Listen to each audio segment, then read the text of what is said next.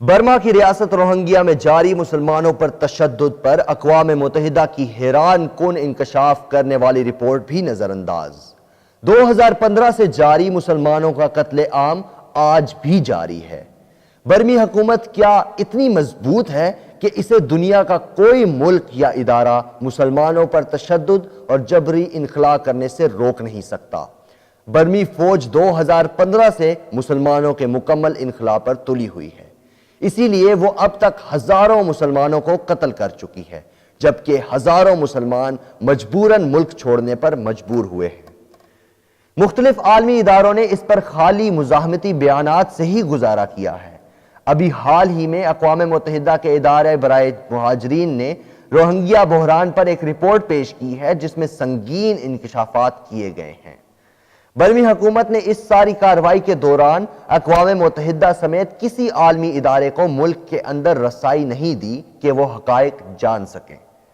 اقوام متحدہ نے ظلم کے ستائے مہاجرین میں سے ہی 1875 لوگوں کے بیانات قلم بند کیے جنہوں نے انتہائی سنسنی خیز انکشافات کیے۔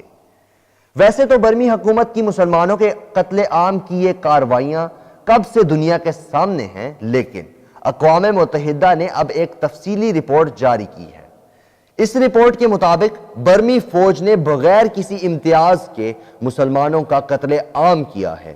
کئی خواتین کے ساتھ اجتماعی زیادتی کی گئی اور بچوں پر تشدد کے علاوہ مسلمانوں کے پورے گاؤں جلا دیے گئے۔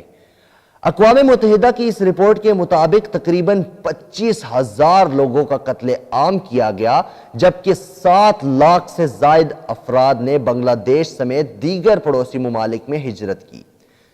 ظالم برمی حکومت نے ان مظالم پر رپورٹ کرنے والے صحافیوں کو بھی تشدد کا نشانہ بنایا۔ حال ہی میں برطانیہ کی معروف خبر رساں ایجنسی رائٹرز کے 2 صحافیوں کو اسی پاداش میں 7 سال کی سزا سنائی گئی، جس کی دنیا بھر میں مذمت کی گئی۔ کسے یاد نہیں کہ محض دہشت گردوں کے شبے کی بنیاد پر پورے افغانستان کو ملیا میٹ کر دیا گیا تھا؟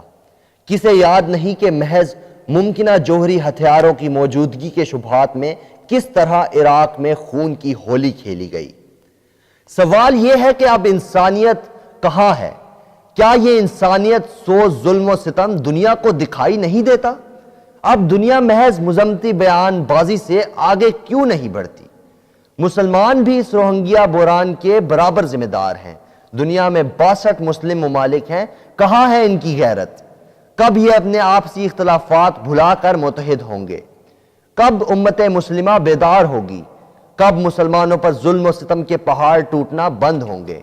شاید یہی وجہ ہے کہ ایک چھوٹا سا ملک مسلمانوں کے دل میں بیٹھ کر ان کو آنکھیں دکھاتا ہے اور ہم سوائے بے بسی کا مظاہرہ کرنے کے کچھ نہیں کر پاتے۔